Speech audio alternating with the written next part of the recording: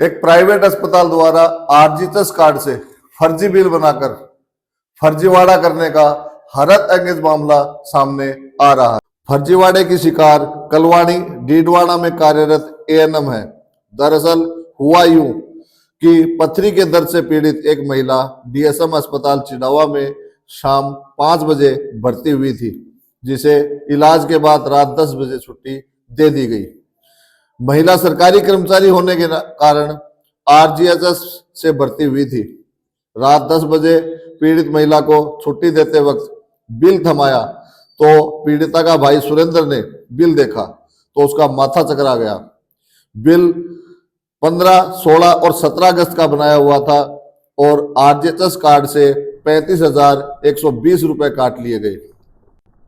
जब पीड़िता और उसके भाई ने विरोध किया तो अस्पताल प्रशासन ने धमकाकर पीड़िता के भाई सुरेंद्र के बिल पर साइन करवा लिए। सुरेंद्र ने 16 अगस्त को ही आरजीएचएस विभाग में ऑनलाइन शिकायत दर्ज करवा दी, जबकि पीड़िता सरवण देवी कलवाणी में अपनी ड्यूटी पर पहुंच गई। कलवाणी में हाजिरी रजिस्टर के अनुसार सरवणी देवी के 16 व 17 अगस्त को हस्ताक्षर मौजूद हैं। अब देखने वाली बात यह है कि हकीकत में सरवण देवी 16 व 17 अगस्त को अपनी ड्यूटी पर थी तो डीएसएम अस्पताल प्रशासन के बिल के अनुसार डीएसएम में सरवण देवी नाम से एडमिट महिला कौन थी।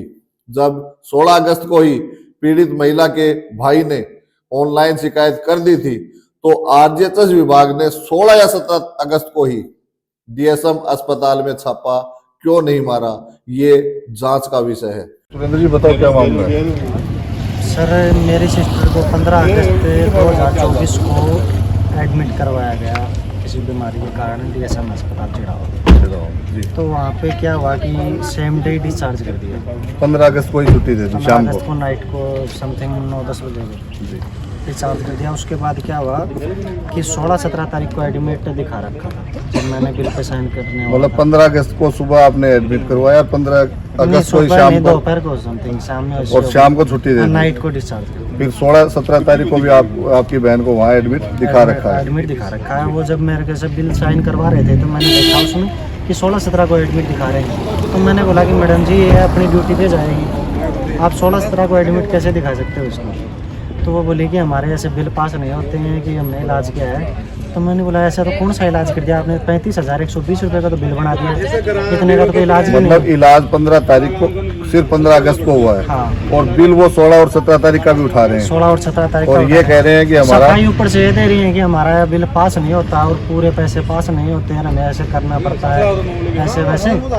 तो वो डॉक्यूमेंट्स नहीं दिए हमें। तो मैंने क्या किया, उस बिल की फ़ोटो खींच ली।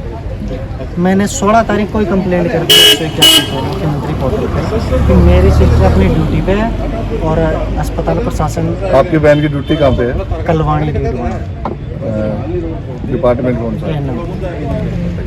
तो उसके बाद मैंने 181 पे कॉल करके बोला कि मेरी सिस्टर आज ड्यूटी पे, कल भी ड्यूटी पे ही रहेगी और डिपार्टमेंट आज और कल दोनों दिन अपने हॉस्पिटल में एडमिट दिखा रहा है, तो आप जांच करो। तो डिपार्टमेंट ने कुछ नहीं किया। फिर उसके बाद क्या हुआ कि ये मेरे घर पे आए कि आप शिकायत वापस लो, दबाव बनाया। कौन आया आपके घर पे? पहले किसी जानकारों को भेजा, फिर रिश्तेदारियों में गए। फिर उसके बाद क्या हुआ कि मैंने आरजीएचएस डिपार्टमेंट को जब ऑनलाइन शिकायतें मैंने 5 बार निरस्त कर दी तो मैंने आरजीएचएस डिपार्टमेंट को लिखित में दी। वहाँ से मैं रिसीव्ड कॉपी लेके आया। उसके बाद ये मेरे घर पे आए कि पैसे ले लो, ऐसे कर लो, वैसे कर लो, शिकायत वापस कर लो, हमारे ये प्रॉब्लम हो जाएगी। फिर डॉक्टर साहब भी आए कि आपको शिकायत वापस नहीं। जैसा अभी आप बता रहे थे, आपको किसी ने धमकी भी दी कि आपकी बहन की नौकरी जा सकती है, ये वाक्य क्या है?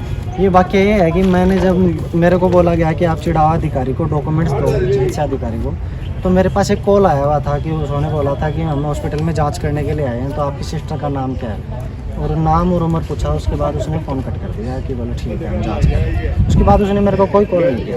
फिर मेरे पास मैसेज आया कि आप उनको डॉक्यूमेंट दो। जब मैंने डॉक्यूमेंट्स देने के लिए उनको कॉल किया तो उन्होंने ये बोला कि हमने तो डॉक्यूमेंट्स भेज ही दिए। तो मैंने बोला कि आपने डॉक्यूमेंट्स भेज दिए तो मुझसे तो कोई जाँच जो उन्होंने की वो डॉक्यूमेंट, आपके डॉक्यूमेंट लिए बिना उन्होंने जाँच पूरी कर दी? मेरे डॉक्यूमेंट लिए बिना उन्होंने जाँच पूरी कर आगे भेज भी दिया। तो फिर मैंने क्या किया कि मैं फ़ोन किया तो वो बोले कि आप ज़्यादा मत करो, आपकी सिस्टर की नौकरी भी जाएगी। तो ये अधिकारी जो जिसने आपको धमकी दी नौकरी की, आप क्या नाम जानते हैं उसका? राजेंद्र डाका। कहाँ करते हैं ये चिड़ावा में करिए, नहीं विभाग में है या कोई सरकारी अस्पताल वगैरह? सरकारी अस्पताल में। फिर आगे बताइए। तो उसके बाद उन्होंने बाकायदा मेरे पास रिकॉर्डिंग है उसकी, जो बोल रहे हैं कि आपकी सिस्टर की नौकरी चली जाएगी। उसके बाद भी कोई कार्रवाई नहीं हुई है। फिर उन्होंने रिपोर्ट डाका जी से और अस्पताल ने मिला के रिपोर्ट भेजी है कि ये पैसे की डिमांड कर रहा था। तो अब जो आप यहाँ CMHO ऑफिस में आए हो, यहाँ किस लिए आए आप? यहाँ मैं CMHO साहब को ये रिपोर्ट देने वाला हूँ जिसमें सारे सबूत हैं। मैं चाहता हूँ कि डिपार्टमेंट पूरी कार्रवाई करें अपनी, मेरे पास टोटल सबूत हैं। उसके अलावा इन्होंने 30 अगस्त को ईमेल करके करेक्शन करवाने की भी कोशिश की है वहाँ से, बिल्कुल जब शिकायत के 14-15 दिन बाद। DSM अस्पताल के ओनर डॉक्टर देवेंद्र चार से इस मामले में जानकारी लेनी चाहिए तो उन्होंने बताया कि पीड़ित महिला और उसके भाई सुरेंद्र ने उन्हें ब्लैकमेल किया है और शिकायत नहीं करने की एवज में 1 करोड़ रुपए मांगे हैं। ऐसी शिकायत डॉक्टर देवेंद्र चार ने 7/11/2024 को चिड़ावा थाने में भी दर्ज करा रखी है, जिसकी जांच चल रही है।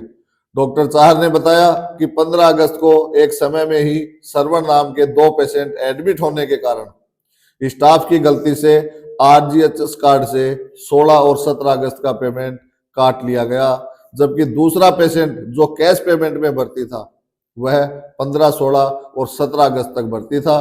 अस्पताल प्रशासन को गलती की जब जानकारी हुई तो उन्होंने 30/8/2024 को ईमेल के जरिए RGHS कार्यालय में इसकी सूचना दे दी थी।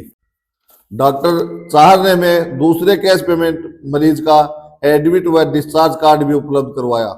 हमने उस कार्ड पर अंकित मोबाइल नंबर पर फोन किया तो वह नंबर DSM अस्पताल के कर्मचारी का ही निकला, जबकि एडमिट व डिस्चार्ज कार्ड में पेशेंट या पेशेंट के परिवार के ही मोबाइल नंबर दिए जाते हैं। एडमिट कार्ड में जो पता लिखा था, हम उस गांव खेमू की ढाणी भी पहुंचे। गांव में पता करने पर सरवण सत्यवीर सिंह नाम का कोई भी व्यक्ति हमें नहीं मिला। डॉक्टर चार से मरीज के बार बार मोबाइल नंबर और पता मांगा गया, लेकिन हर बार कोई जवाब नहीं आया।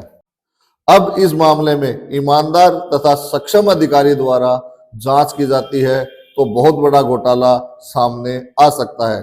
इस सारे मामले में कई प्रश्न उठ रहे हैं जिसकी जांच होनी आवश्यक है ताकि दूध का दूध और पानी का पानी हो सके। आगे भी बने रहिए हमारे साथ, क्योंकि हम दिखाएंगे वही जो होगा सही। कैमरामैन विशाल बिल्ला के साथ मैं प्रदीप कुमार, आगाज केसरी।